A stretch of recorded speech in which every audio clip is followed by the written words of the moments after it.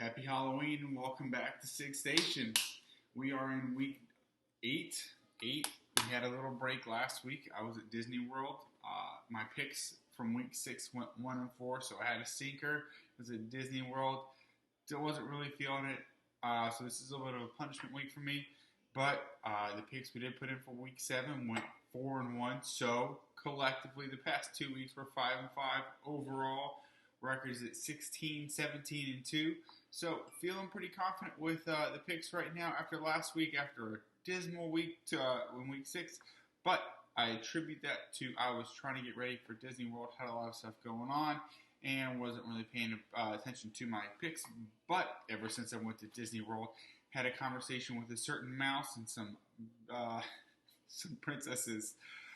I feel a lot better about my picks, and I feel a lot better where we are in the NFL because there's no more contenders and pretenders. We pretty much know who everybody is. It's who everybody is. So, with that being said, let's just get into our Week 8 picks. With that being said, we are in November. It is starting to get cold outside, so we're going to start running the ball. Oh, yeah. Running the ball. All right, first game up on the slate, Rams at Dolphins. The Rams are giving up 3.5 points. Listen, I am a huge Tua fan. I wish him nothing but luck in the NFL. But guess what, son? It is your first week in the NFL. Game speed's a little bit different. You being in the game is going to be a little bit different. And welcome to the NFL is going to be brought to you by Aaron Donald this week. Give me the Rams minus 3.5. I absolutely love the Rams. Yes, they are a little bit overrated. Yes, they've been picking off some NFC East teams, but don't care. Don't care. Give me the Rams in a get-right week. Give me Tua to struggle on his first game out. Rams minus 3.5. Second game, Packers versus the Vikings. This line was above 7 earlier in the week. It's down back at 7 to where I feel pretty comfortable with it right now. Give me the Packers minus 7. The Vikings trading away one of the best defensive ends that they have, having a very young secondary. They know who they are. They are rebuilding. Cooks is coming off a pretty significant injury. I'm not a fan of the Vikings. I don't know who they are. I don't think anybody knows who they are. But we all know who Aaron Rodgers is.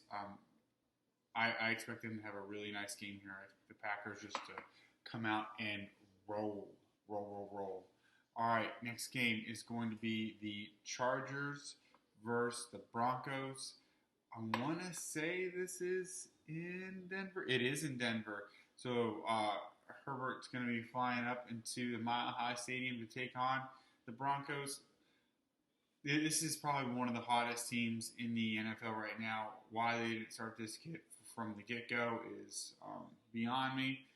If they ever get completely healthy with Eckler, I think this is a team to really watch out for. But regardless, for this week, I really do like the Chargers minus 3.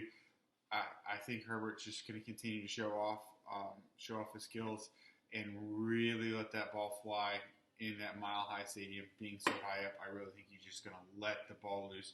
You're going to see some big, long touchdowns from Herbert today. All right, fourth pick. This is probably the one I feel the most confident about right now. It is probably 2 of the worst teams with the makeup of their roster right now. I have the Saints and the Bears. The Saints are missing their 2 top wide receivers. Michael Thomas is hurt. Emmanuel Sanders is out with COVID. The Bears are going to have their top receiver in Allen Robinson. But I really don't know if that even means anything because their offense is terrible. Give me the Bears. The Bears at home is underdogs plus 4 points. I got interrupted. I had to switch my ears real fast. So, back to the 5th game. I really struggled with picking a 5th game this week.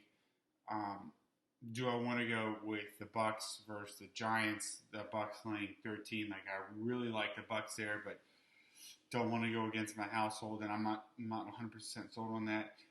The pick of the week was going to be the Cowboys and the Eagles. I was going to take the Eagles minus 3.5. That line actually moved to 11. It went from 3.5 to 11. It's down to 10.5. I still don't like that now because that's a division game. Do I want to take the Steelers plus 4 undefeated against the Ravens. The Ravens, who are the kings of the regular season, except for playing the Chiefs. I couldn't decide, so I'm going back to the well of something I said I wouldn't do anymore, going back to the Colts and the Lions. After watching the Lions beat the Falcons last Sunday, I really like the Lions. They're giving up points against the Colts. The Colts are so up and down. It's a week that everybody thinks the Colts are going to do well, and win are the weeks that they lose and they suck because Phillip Rivers is who we thought he was. Lions +3. So the overall card, Rams -3.5, Packers -7, Chargers -3, Bears +4, and the Lions +3. So 3 favorites, 2 dogs. Those are the picks for the week. Feel very confident, but then on the backside, thinking Steelers +4, Eagles -10.5, Bucks -13. But those are not my five. I'm going to keep sipping on my tea. And that's Week 8, folks. Make money!